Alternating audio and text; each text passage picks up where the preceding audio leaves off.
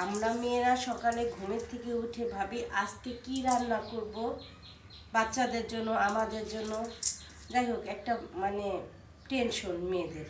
তাই আজকে আমি হাতে মাখায় ডাল চচ্চড়ি করব। এই জন্য সব কিছু নিয়েছি, পেঁয়াজ, মরিচ, রসুন, ডাল চচ্চড়ির সাথে আলু, টমেটো এগুলি দিয়ে এক ছোটে মাইখা তারপরে হাতে মাখায় আর কি বসাবো চচ্চড়িটা। হাতে মাখায় ডাল চচ্চড়ি অনেক মজা আর কি,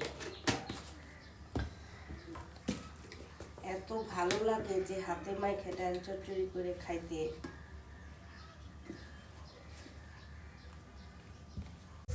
হাতে মাখায়া ডাল চচ্চড়ি সেই স্বাদ।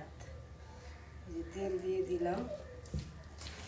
আমার তো হাতে মাখায়া ডাল চচ্চড়ি খাইতে সেই মজা লাগে, জানি না কার কাছে কেমন লাগে।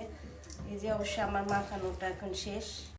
এই যে এখন পানিটা দিয়ে দিলাম, এই যে শেষ। এখন আমি এইভাবে যে ডাল চচ্চড়িটা দিয়ে দেবো, এইভাবে ডাল চচ্চড়িটা মাখাই খেলে অনেক মজা লাগে, মানে খুব মজা হয় আর কি। এই যে